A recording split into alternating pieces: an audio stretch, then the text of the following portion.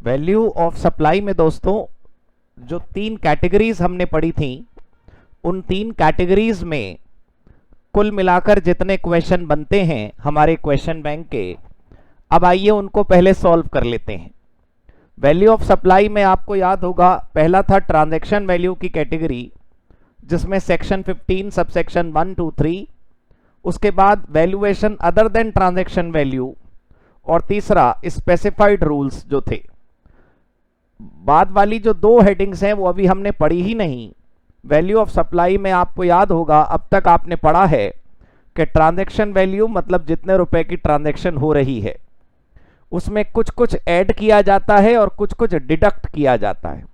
Deduct में तो discount ही था तीन अलग अलग टाइप का, लेकिन एडिशन में आपने काफी कुछ सीखा, जैसे जीएसटी के अलावा दूसरे टैक्स हो तो उन्हें जोड़ दिया जाना चाहिए, कोई इंसिडेंटल एक्सपेंस हो तो वो जोड़ दिया जाना चाहिए, सेलर ने किसी और को अपने पास से पैसे देने थे लेकिन उसने बायर से दिलवा दिए तो वो जुड़ जाना चाहिए, सब्सिडी अगर बायर को मिली है तो जुड़ेगी और सेलर को मिली है तो नहीं जुड़ेगी। आप सबको याद होगा कि ये सब रूल हम पढ़ चुके। अब इन पर आधारित जितने क्वेश्चंस हैं मैं पहले नंबर लिखकर दिखा देता हूं और फिर उन क्वेश्चंस को करना शुरू करते हैं। जो मेरी ये बुकलेट या बुक आप तक पहुंची होगी वैल्यू ऑफ सप्लाई में, इसमें कुल मिलाकर जो क्वेश्चंस हैं वो 67 हैं। 67 क्वेश्चन दोस्तों ये आपके पास आ चुके होंगे। 67 क्वेश्चंस में से जो पहली कैटेगरी हम लोग पढ़ चुके हैं, उस पहली कैटेगरी पर आधारित जितने क्वेश्चंस हैं मैं वो उनके नंबर आपको लिख के दिखा देता हूं। क्वेश्चन नंबर 1 से लेकर 1 2 3 4 5 6 7 8 9 10 11 12, हाँ 1 से लेकर 17 तक, 1 से लेकर 17 तक तो लगातार करना है, 1 से 17, फिर उसके बाद 45 करना है, 46 करना है, 47, 48, 49, 50, 53,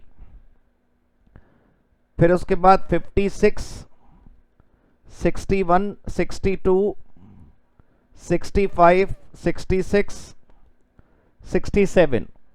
तो 17 तो ये, और 18, 19, 20, 21, 22, 23, 24, 25, 26, 27, 28, 29, 30। तो इसका मतलब ये हुआ दोस्तों कि 67 में से 30 क्वेश्चन जो हैं वो कैट 1 के हैं। कैट 1 मतलब कैटेगरी 1 के, और बचे हुए क्वेश्चन 37 कैट 2 या कैट 3 के हैं। ठीक है दोस्तों, तो अभी इस समय हम ये जो कैटेगरी 1 है उसके 30 क्वेश्चन अब शुरू कर रहे हैं। इन 30 क्वेश्चंस को करने के बाद ट्रांजैक्शन वैल्यू वाली कैटेगरी वैल्यू ऑफ सप्लाई में पूरी हो जाएगी। मैं आपको ये एक बार फिर याद दिलाना चाहता हूं कि वैल्यू ऑफ सप्लाई के चैप्टर में या वैल्यू ऑफ सप्लाई के क्वेश्चन में वो क्या जानना चाहता है। वो जानना चाहता है कि किस वैल्यू पर जीएसटी लगेगा। हो सकता है वो क्वेश्चन में जीएसटी भी कैलकुलेट करवा ले, वो तो कोई मुश्किल है ही नहीं भाई। अगर आपको वो पता चल गया कि वैल्यू क्या है जिस पर जीएसटी लगेगा, तो परसेंटेज ही तो कैलकुलेट करनी है और कैलकुलेटर अलाउड है, कोई मन से तो करने की जरूरत है नहीं, है ना। तो दोस्तों परसेंटेज निकालना कोई मुश्किल थोड़ी है, तो जीएसटी तो निकाल ही लेंगे। बड़ा खेल जीएसटी निकालना कभी नहीं होता। इनकम टैक्स में भी आप मुझे बताइए, ग्रॉस टोटल इनकम का बड़ा सा क्वेश्चन आपको मिल जाए तो ग्रॉस टोटल इनकम निकालना मुश्किल है कि मैच कर रही है कि नहीं कर रही। टोटल इनकम निकल जाए तो उस पर टैक्स निकालना तो क्वाइट इजी है। ठीक है सर, एंट्री लेवल के स्टूडेंट को भी देंगे तब भी उसे समझ आ जाएगा कि टैक्स कैसे निकालना है। तो जीएसटी कैलकुलेट करना इस चैप्टर का कोई मुख्य उद्देश्य नहीं है। इस चैप्टर का मुख्य उद्देश्य क्या है, वो है कि हम ये जो क्या कहते हैं उसे वैल्यू जिस पर जीएसटी निकालते हैं वो वैल्यू कैसे निकले, वो करेक्ट वैल्यू निकलनी चाहिए, जिसको आप ट्रांजैक्शन वैल्यू कह सकते हैं, असेसेबल वैल्यू कह सकते हैं। ये हमें समझना है। क्लियर हो गई जी बात। अब भाई ये आप लिख लो, मैं इसको इरेज करना चाहता हूं।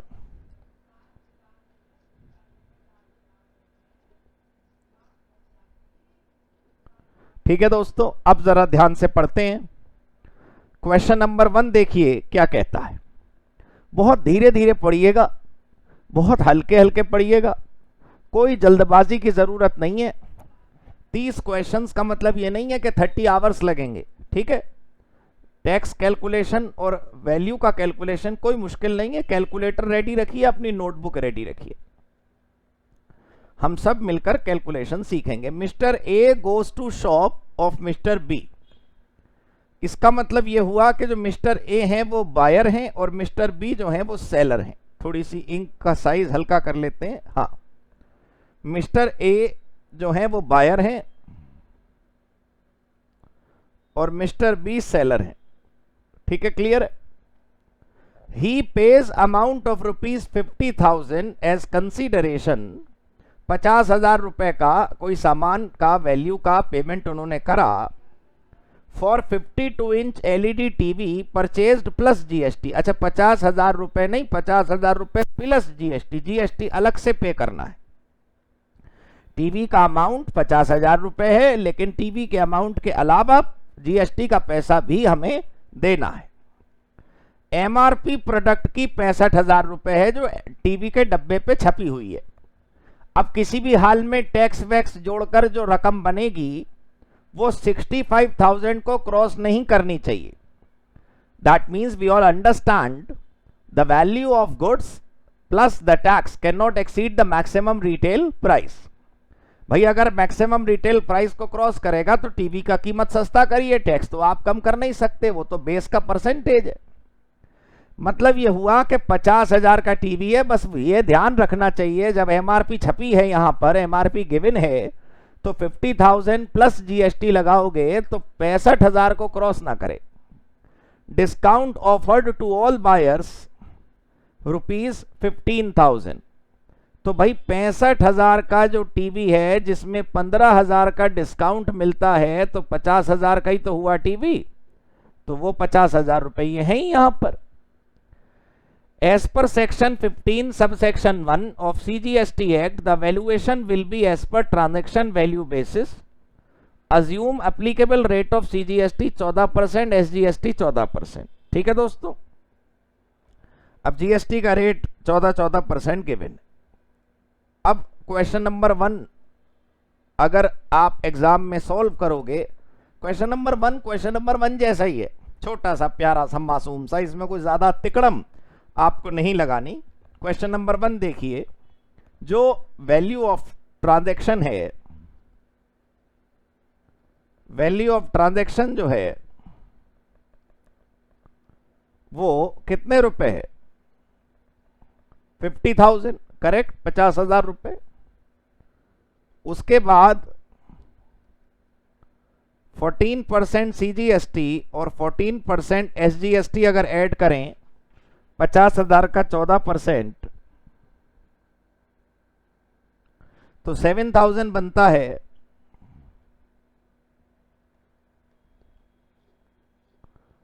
इनवॉइस वैल्यू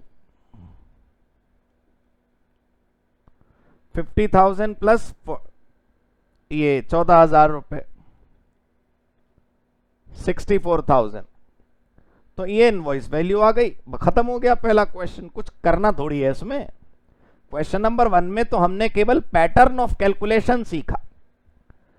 मैं आप लोग ये लिख लेंगे ना, मैं जरा इसके ऊपर कुछ डिजाइनिंग कर लूं।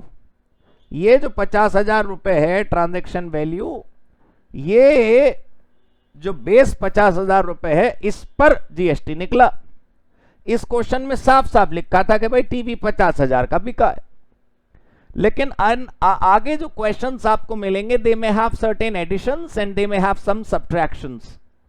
भाई आपने सेक्शन 15 सबसेक्शन 1, 2, 3 में क्या पढ़ा कि ट्रांजैक्शन वैल्यू में क्या क्या ऐड करा जाएगा। जैसे पैकिंग मान लो क्वेश्चन में गिवन होती, तो पैकिंग का पैसा पहले 50,000 में जोड़ देते। ट्रांसपोर्टेशन लिखी होती तो वो पहले जोड़ देते।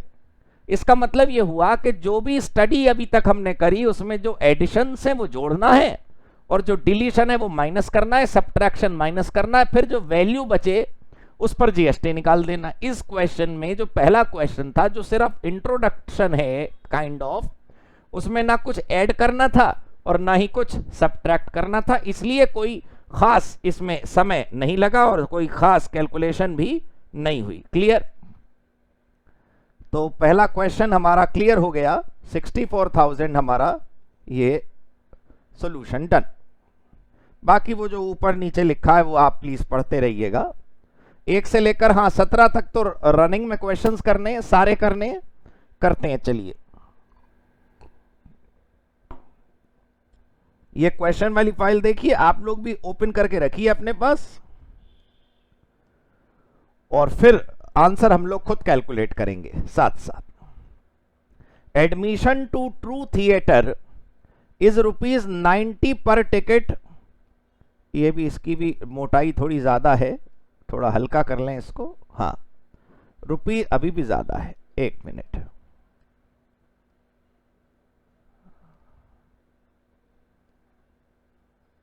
अब फिर भी सही है।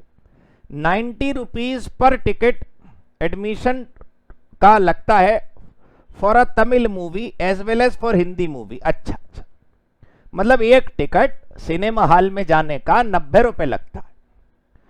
90 rupees per ticket is charged whether you watch a Tamil movie or you watch a Hindi movie in the cinema hall. All right.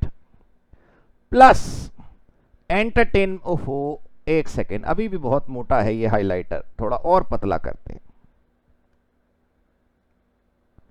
अब सही है। एंटरटेनमेंट टैक्स भी लगता है ₹10% on Tamil movie and 20% on other languages. अच्छा भाई, 90 रुपए का जो टिकट है दोस्तों, वो 90 रुपए same for Hindi movie, Tamil movie and other languages, what ever it may be. Cinema hall वाले कहते हैं कि जो हमारा कीमत है टिकट का price, that is same whether it is a Tamil movie और it is a Hindi movie, but the entertainment tax levied by government differs. If it is a Tamil movie, the tax rate is only 10%। And let me remind you कि ये GST नहीं है, ये entertainment tax है। आपने पढ़ा होगा कि अगर जीएसटी के अलावा कोई और टैक्स गिवन हो तो वो टैक्स पहले ऐड किया जाएगा वैल्यू में, फिर जीएसटी लगेगा। और 20% लगता है एंटरटेनमेंट टैक्स अदर लैंग्वेजेस पर।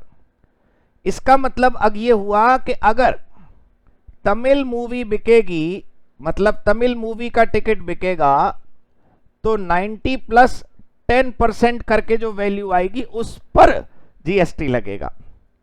और अगर हिंदी मूवी का टिकट बिकेगा तो 90 प्लस 20% करके जो वैल्यू आएगी उस पर जीएसटी लगेगा। 90 रुपए पर जीएसटी नहीं लगेगा, 90 रुपए प्लस सारे प्रकार के टैक्स है। थ्योरी पढ़ी होगी आपने, मैंने बताया था कि अगर कोई विदेश से माल आपने इंपोर्ट करा, उस पर कस्टम ड्यूटी पे हुई, तो पहले कस्टम ड्यूटी जोड़ दो सामान के मंगाए हुए वैल्यू पे, उसके बाद जो टोटल वैल्यू आए कस्टम ड्यूटी जोड़ने के बाद उस पर जीएसटी लगाया जाता है। वही यहां पर है कि 90 रुपए का टिकट है वो ठीक है, लेकिन 90 पर जीएसटी नहीं लगेगा। 90 पर पहले एंटरटेनमेंट टैक्स ऐड करिए, जो भी रेट है 10%, 20%, और उसके बाद जीएसटी लगेगा। In the month of November के मंथ में ट्रू थिएटर ने 2000 टिकट बेचे तमिल मूवी के। मतलब ये जो 90 प्लस 10% है, इसके तो 2000 टिकट बिके, और 1500 टिकट बिके हिंदी मूवी के। मतलब ये 90 प्लस 20% जो है उसके 1500 टिकट बिके। Find the value of taxable supply of service, applicable rate of GST 18% and 28%, find GST liability। मतलब वो वैल्यू भी बतानी है जिस पर जीएसटी लगेगा। ये लिखा देखो, वैल्यू ऑफ टैक्सेबल सप्लाई, और जीएसटी भी कैलकुलेट करना है कि वो कितना बना। I hope you got it very clear.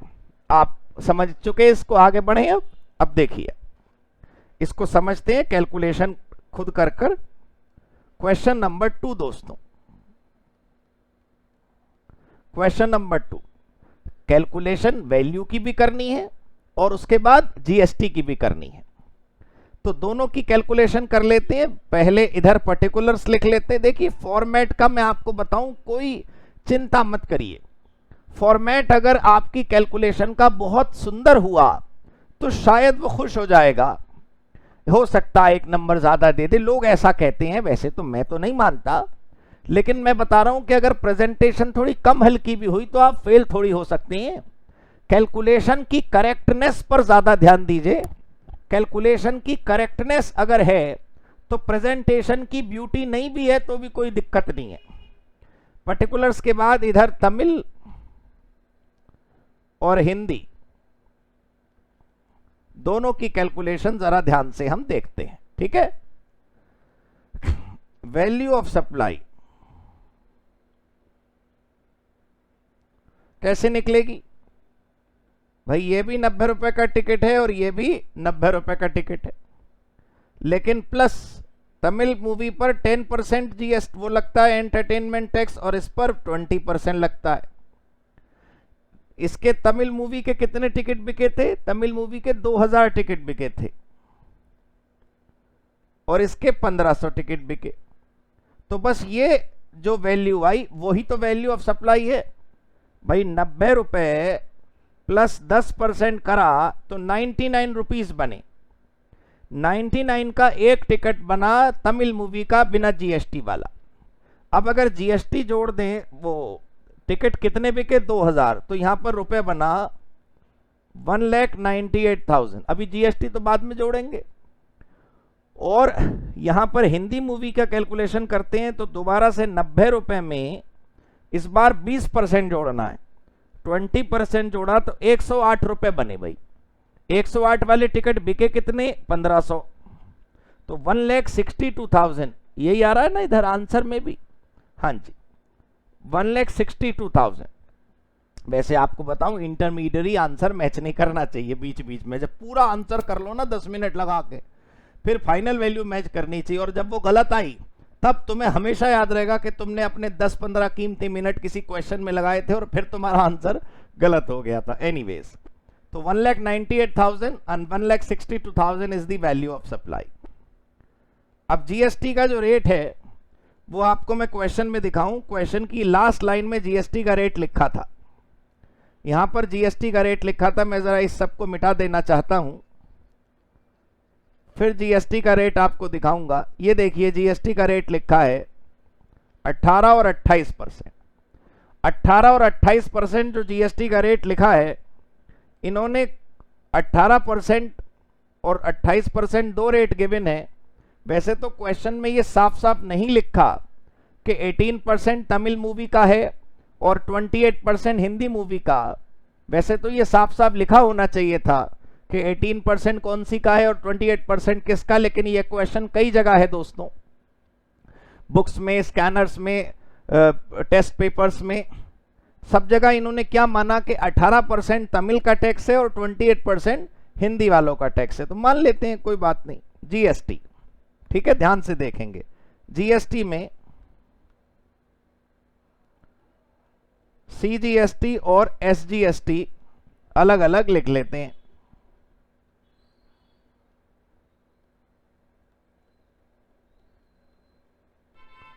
CGST और एसजीएसटी अगर 18% होगा तो 99% दोनों में लिखा जाएगा।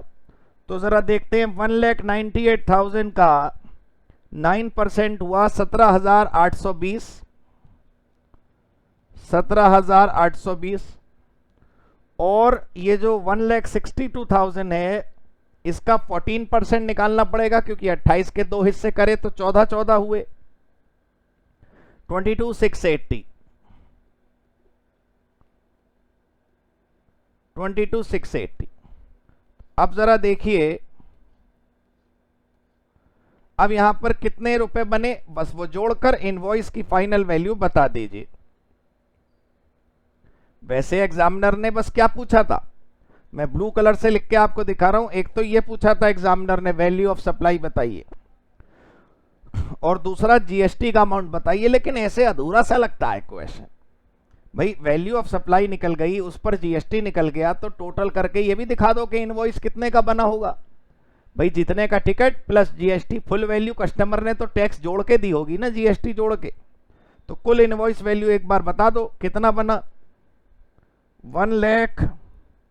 98,000 plus 17,820 plus 17,820 233,640।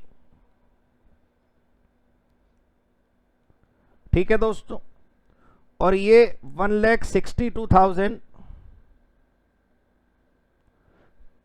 Plus 22,680 22,680 is 22,680 22,680 207,360।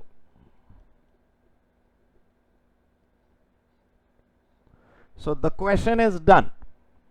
Question number 2 हमारा पूरा हुआ। पक्का क्लियर हो गया जी? समझ आ गई बात अच्छे तरीके से? This is clear. अब आइए अगले क्वेश्चन की तरफ बढ़ते हैं। क्वेश्चन नंबर 3 करेंगे अब हम। क्वेश्चन नंबर 3 पर आ जाइए और नोटिंग कर ली ना आपने? अगला क्वेश्चन देखते हैं दोस्तों, क्वेश्चन नंबर 3। हाँ जी, mister Ram sold goods to Mr. Lakshman for rupees 2,50,000। साफ साफ लिखा है कि राम ने फॉर 2,50,000 सामान बेचा। 2,50,000 रुपए का सामान राम ने लक्ष्मण को बेचा। मैं हमेशा ये चाहता हूं कि आप सेलर और बायर अच्छे तरीके से हमेशा क्वेश्चन के रफ में या कहीं साइड में लिख लें, क्योंकि कभी भी आपको पार्टीज को लेकर कंफ्यूजन नहीं होनी चाहिए। सिली मिस्टेक्स हो जाती हैं कई बार स्टूडेंट से। वो पूरा क्वेश्चन सॉल्व करके जब आंसर नहीं आता तब उसे याद आता है अच्छा राम सेलर, ओहो राम सेलर था, बताओ। तो ये गलती ना हो। आगे पढ़ेंगे। As per the contract of sale Ram is required to deliver the goods, मतलब डिलीवरी की जिम्मेदारी राम की है। In the premises of mister Lakshman, seller भिजवाएगा सामान बायर को।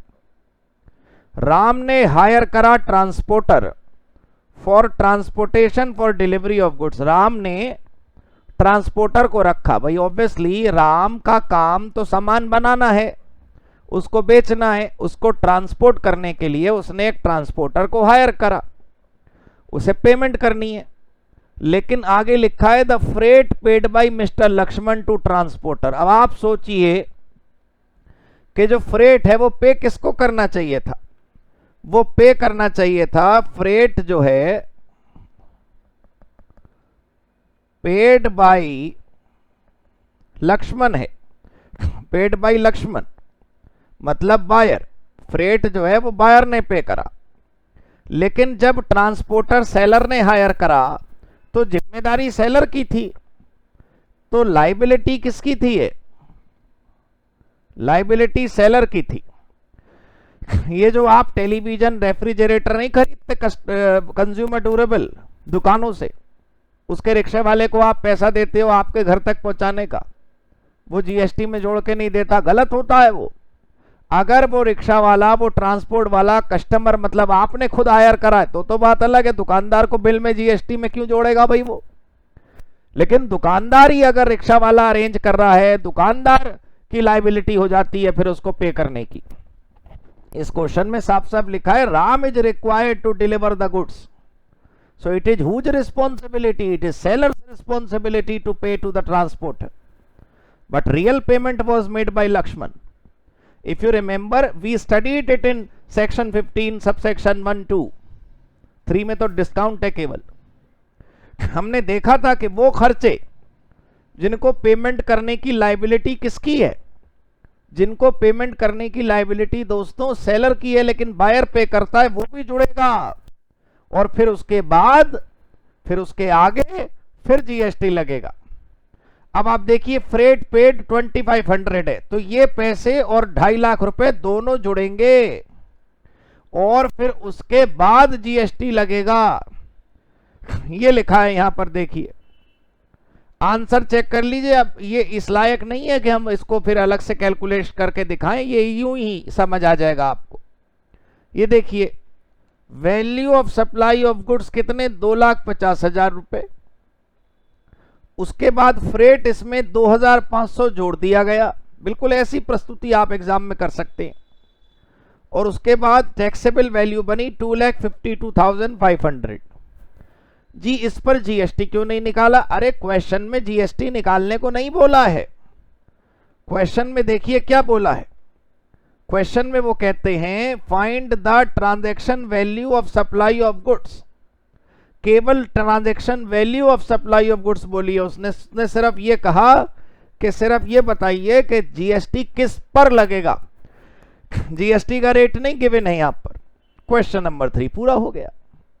अच्छा क्वेश्चन नंबर 4 करने से पहले आपको मैं बता दूं कि ये जो टीसीएस का पैराग्राफ यहां आ गया है ये यहां होना नहीं चाहिए। ये तो ऐसी वो क्वेश्चन कॉपी किया होगा ना हमारी बुक बनाने वालों ने, तो क्वेश्चन जहां से उठाया वहां से ये पैराग्राफ भी उठा लिया। ये क्वेश्चन का हिस्सा नहीं है, ठीक है। ये रूल गलत नहीं लिखा है तो मैं इसलिए काट नहीं रहा। अच्छी चीज लिखी है, पढ़ लेना। बाकी ये कुछ वो नहीं है, क्वेश्चन का हिस्सा नहीं है ये, ठीक है। ये क्वेश्चन का हिस्सा नहीं है। क्वेश्चन नंबर 4 अब आया आपके सामने। क्वेश्चन नंबर 4 में टीसीएस के बारे में क्वेश्चन है। मैं याद दिला दूं कि आपने थ्योरी में पढ़ा था कि टीसीएस इनकम टैक्स का हिस्सा है। जब 10 लाख रुपए का ज्वेलरी आपने खरीदा था तो 1% टीसीएस की रकम भी सेलर ने आपसे ली थी। तो 10 lakh rupees for jewellery and 10,000 rupees for the TCS buyer paid to seller. तो उस इनकम टैक्स के हिस्से को टैक्स में मत जोड़ना। मैंने आपको बताया था कि जीएसटी निकालने से पहले अगर कोई और टैक्स हो तो पहले उसको जोड़ दिया जाना चाहिए और फिर उसके बाद जो वैल्यू बचे वैल्यू आए उस पर जीएसटी लगेगी, लेकिन टीसीएस नहीं था उसमें। आइए पढ़ें। क्वेश्चन है what is the correct valuation methodology GST निकालने के लिए ऑन टीसीएस।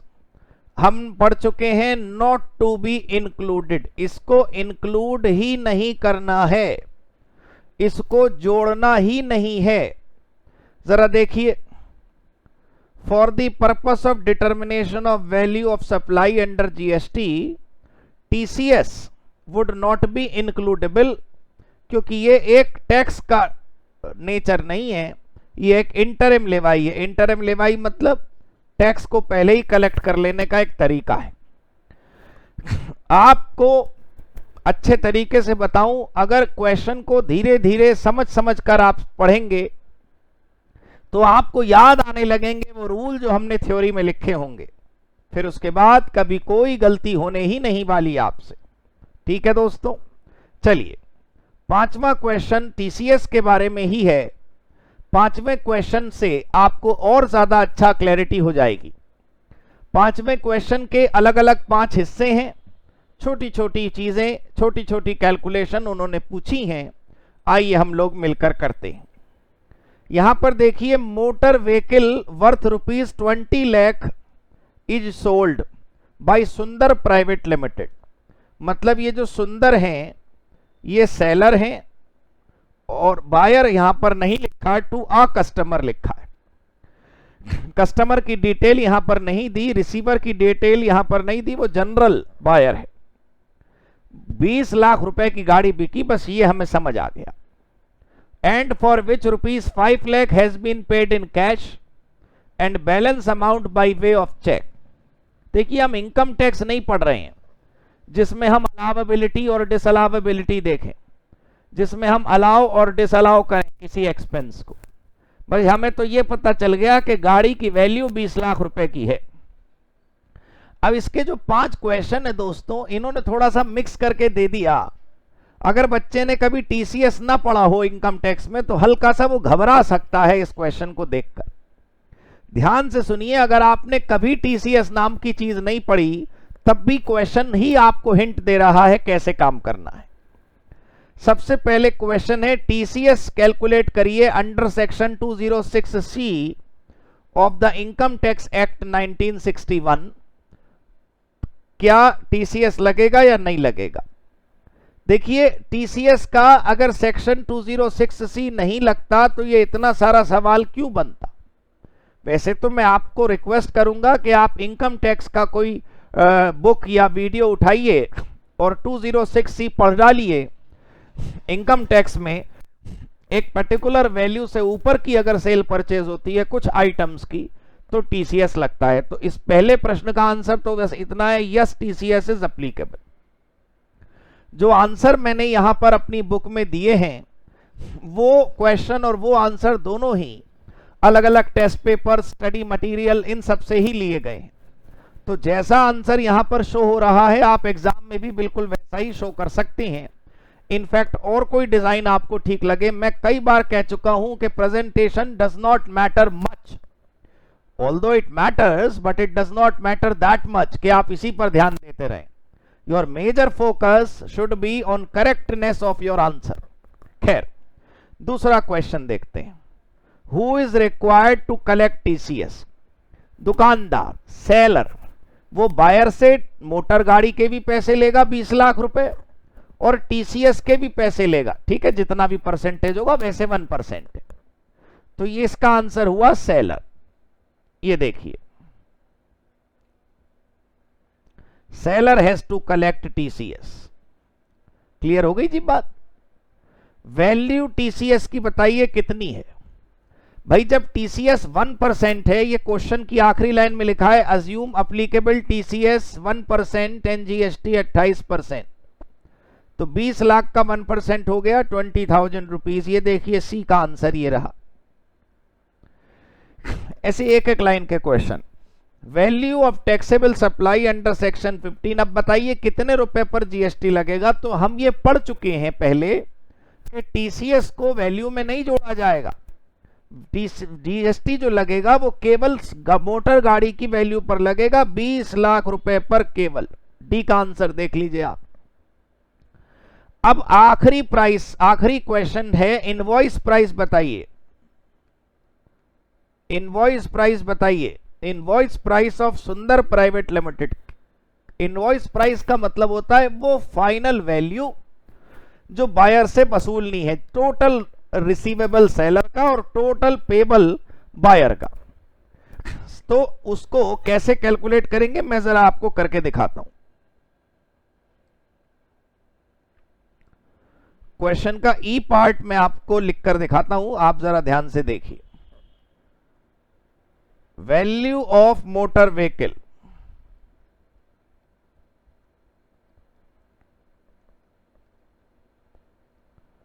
$20 लाख प्लस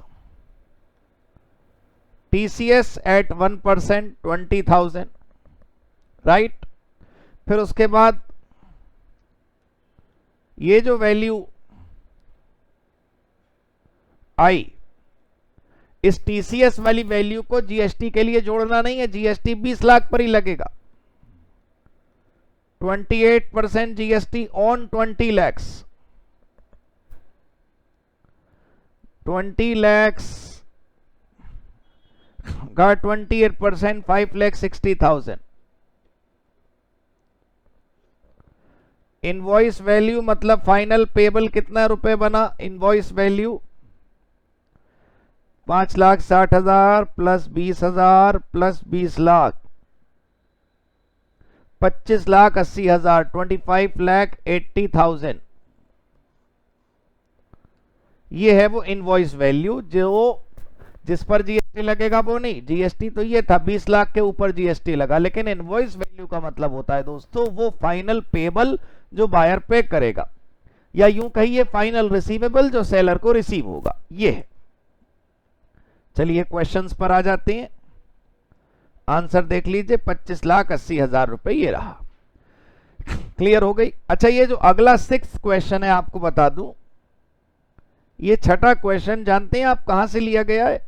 ये सीएमए के स्टडी मटेरियल से लिया गया है। क्वेश्चन जो हम कर रहे हैं वो सीए, सीएमए, सीएस सब जगह से उठाए गए हैं। अगर एक क्वेश्चन भी किसी प्रोफेशन में आया तो हमने वो उठा लिया। ये जो सवाल है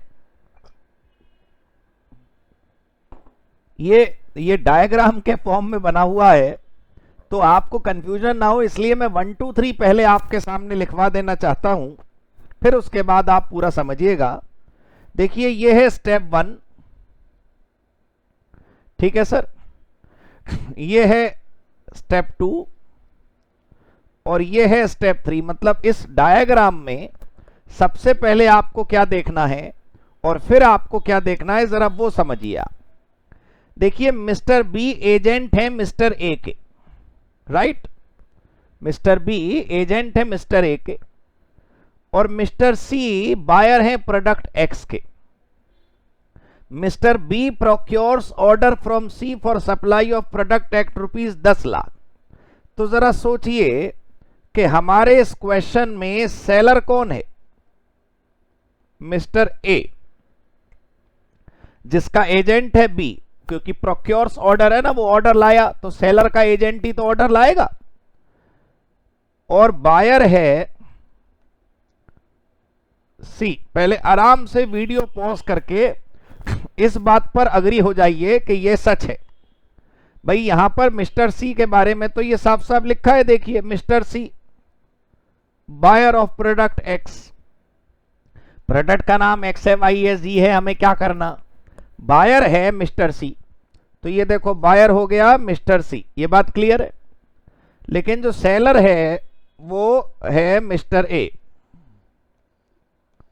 सेलर है मिस्टर ए। क्लियर, पक्का समझ आ गई बात आपको? मिस्टर सी नजर आ रहा है ना आपको? रेड से लिख देता हूं, थोड़ा और अच्छा दिखेगा। Mister C buyer. अब क्या हुआ, 10 लाख रुपए के सामान की ट्रांजैक्शन है, 10 लाख रुपए की, खरीदार और सेलर के एजेंट के बीच में। मिस्टर ए डीलर हैं प्रोडक्ट एक्स के, उन्होंने प्रोडक्ट एक्स सप्लाई कर दिया 9,50,000 रुपए में विद द इंस्ट्रक्शन के 50,000 रुपए सीधे बी को दे देना। मतलब 9,50,000 रुपए तो सेलर ने अपने पास रख लिए बायर से लेकर। भाई सेल वैल्यू 10 लाख की थी, लेकिन 9,50 तो खुद रखे और 50,000 खुद ना रखकर एजेंट को दिलवाए। भाई बायर से हमने क्या कहा, मान लो हम सेलर हैं, हम ए हैं और आप बायर हैं, तो आपसे मैंने क्या कहा कि जो 10 लाख लाए हो ना आप, जरा उसमें से 50,000 राजू, बेटा इधर आओ। राजू कौन? आपका एजेंट।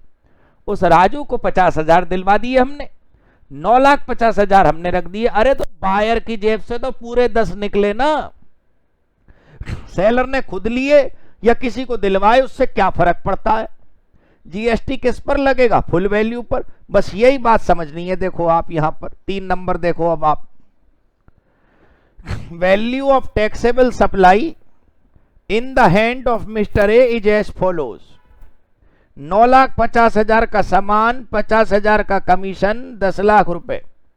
क्योंकि कमीशन में जनरली क्या होता है, पहले सेलर के पास पूरी सेल वैल्यू आती है। आवाज आ रही ना आपको? हाँ, सेलर के पास पूरे 10 लाख आते, फिर वो उसमें से अपने राजू को, अपने एजेंट को 50,000 देता, तब भी बात वही थी। और यहां पर पूरे 10 लाख रुपए सेलर के पास ना आए, 50,000 पहले ही उसको दिलवा दिए हमने अलग अपने एजेंट को, तो भी क्या दिक्कत है? जीएसटी किस पर लगेगा? कंप्लीट वैल्यू ऑफ 10 लाख पर। क्लियर हो गई जी बात? चलो, क्वेश्चन नंबर 6 पूरा हुआ। अब क्वेश्चन नंबर 7 पढ़ते हैं। Mister A is a seller of furniture. तो इसका मतलब हमें हमारा सवाल तो मिल गया कि जो सेलर है वो ए है। Mister A is seller of furniture. He supplied the furniture for ₹5,75,000 to mister B. Okay, तो हमारा बी बायर है विद द कंडीशन। ओहो, सेल के अंदर कोई शर्त भी लिखी है। क्या? That to remove old furniture from the premises of mister B by charging ₹5,000। ओहो, ये क्या है दोस्तों? यह है इंसिडेंटल एक्सपेंस। हमारा पुराना सोफा, बायर का पुराना सोफा घर में सजा रहेगा, तो नए सोफे की जगह कहां है? सेलर जो नए सोफे का है मिस्टर ए, वो कहता है कि मैं 5,000 रुपए लूंगा, आपका पुराना सोफा आपके घर से रिमूव कर दूंगा, मुझे 5,75,000 5,75,000, so you should pay for the sofa, new sofa, and ₹5,000 you should pay me for this, what you say, क्या कहते हैं, पुराना सोफा हटाने के। Find the value of taxable supply. So these two shall be added. 5,75,000. So obviously is the value किस बात की, जो सोफा बिका, और 5,000 रुपए इस बात के भाई वो पुराने फर्नीचर को हटाने के पैसे हैं। तो दोनों पैसे दिए ना आपने, दोनों चीजें दी, तो बस क्लियर हो गई बात। अब देखिए क्वेश्चन नंबर 8। क्वेश्चन नंबर 8 में क्वेश्चन नहीं, एक प्रकार से स्टेटमेंट है ताकि आपको मामला क्लियर हो जाए। पीनल इंटरेस्ट जो बैंक कभी कभी चार्ज करते हैं कि भाई आप अपने ड्यूज का पेमेंट नहीं कर रहे, क्रेडिट कार्ड की आपने पेमेंट लेट करी तो उस पर उन्होंने पेनल्टी लगा दी, उस पर जीएसटी लगती है। ठीक है सर। सब्सिडी जो है वो ट्रांजैक्शन वैल्यू में कब जुड़ेगी कब नहीं, वो मैं आपको हैंड रिटन में लिखवा चुका हूं, इसको आप यहां पर काट दें, आपका दिल कर रहा हो तो पढ़ लें। वैसे मैं बड़े क्लियर कट वर्ड्स में लिखवा चुका हूं कि अगर जो सब्सिडी का पैसा है वो कस्टमर को मिला तो फुल वैल्यू पर जीएसटी लगेगा, और अगर सेलर को मिला तो रिड्यूस्ड वैल्यू पर। चलिए क्वेश्चन नंबर 9 देखते हैं। Bharat gas cooking gas cylinder बेचती है, और प्लीज मान लीजिए कि कुकिंग गैस सिलेंडर पर जीएसटी है। सब्सिडी डायरेक्टली ट्रांसफर होती है कस्टमर के अकाउंट में, मतलब पहले रसोई गैस वाली कंपनी से कस्टमर से पूरे 800 रुपए ले जाती है। तो पर्ची कितने की बनी? 800 की। बिल कितने का बना? 800 का। छपाई कितने की हुई? 800 की। रिकॉर्डिंग कितने की हुई? 800 की। ट्रांजैक्शन कितने की मानी जाएगी? 800 की। बाद में सरकार कस्टमर के बैंक अकाउंट में मदद के रूप में 200-300 डाल देती है, तो वो तो ठीक है, बाद में सपोर्ट मिला। ट्रांजैक्शन के समय ट्रांजैक्शन की प्रिंटिंग इनवॉइस की कितने की हुई? 800 की। देखिए, Bharat gas sells cooking gas cylinder, subsidy directly transfer to the account of the customer. Selling price कितना है? 800 रुपए, और कस्टमर को customer received subsidy of ₹200 directly from the government to his bank account. Net outflow 600 है। वो ठीक है, net outflow 600 है भाई। 800 गए पहले, कस्टमर के खाते से गए, 800 का पेमेंट हुआ, फिर सरकार ने 200 हमें वापस भेज दिए। आप ये बताइए, जो भारत गैस नाम की कंपनी है उसने कस्टमर से कितने रुपए लिए? 800। तो इनवॉइस कितने रुपए पर बनेगा? 800 प्लस जीएसटी। तो 800 पर जीएसटी निकलेगा, ना कि 600 पर। ठीक है। Find the value of supply. Question क्या पूछ रहा है? वैल्यू ऑफ सप्लाई बताइए। 800, बात खत्म। बाकी ऊपर रूल दोबारा लिखा है आंसर में, आप पढ़ लीजिए, कोई कैलकुलेशन थोड़ी चाहिए इसमें। अगर आपको लग रहा हो कि ये क्वेश्चन कभी एग्जाम में नहीं आ सकते, तो आपको मैं 2 बात बता दूं। जब आप पेपर देते हैं तो कई बार एक बड़ा क्वेश्चन आता है 16 या 20 नंबर या 10 नंबर का, और उसमें कई सारे 8-9 अलग अलग टाइप के पॉइंट्स होते हैं, ये उसमें छिपी हुई होती हैं ये पॉइंट्स। यहां जब आप एक लाइन का क्वेश्चन देखते हो तो आपको लगता है ये कैसे आएगा यार पेपर में, इतना छोटा सवाल है। सवाल छोटा मोटा नहीं होता, प्रैक्टिस हर पॉइंट की हो, इसलिए ये छोटे छोटे सवाल भी रखे जाते हैं, और टोटल 67 क्वेश्चन है। ठीक है दोस्तों। चलिए उसके बाद देखते हैं 10वां question, question number 10। The government provide subsidy for the benefit of farmers but it is given to manufacturer of fertiliser. ओहो, यहां पर देखिए, फर्टिलाइजर बनाने वाली कंपनी को, फर्टिलाइजर बनाने वाले मैन्युफैक्चरर को सीधे ये सब्सिडी मिल गई। तो इसका मतलब सब्सिडी सीधे दुकानदार को मिल गई, तो वो कस्टमर से चार्ज ही कम करेगा, तो बिल भी कम का ही बनेगा, इनवॉइस भी कम का ही बनेगा, तो जीएसटी घटी हुई वैल्यू पे लगेगा। ठीक है, देखें आप, तो इसका मतलब ये सब्सिडी वैल्यू ऑफ सप्लाई में नहीं जुड़ेगी, will not form part of value of supply. So clear. Theory में लिखा हुआ अगर एग्जाम्पल देखेंगे आप तो आपको बिल्कुल क्लियर हो जाएगा सब कुछ। ठीक है दोस्तों, क्वेश्चन नंबर 10 पूरा हुआ। आइए अब 11 पढ़ते हैं।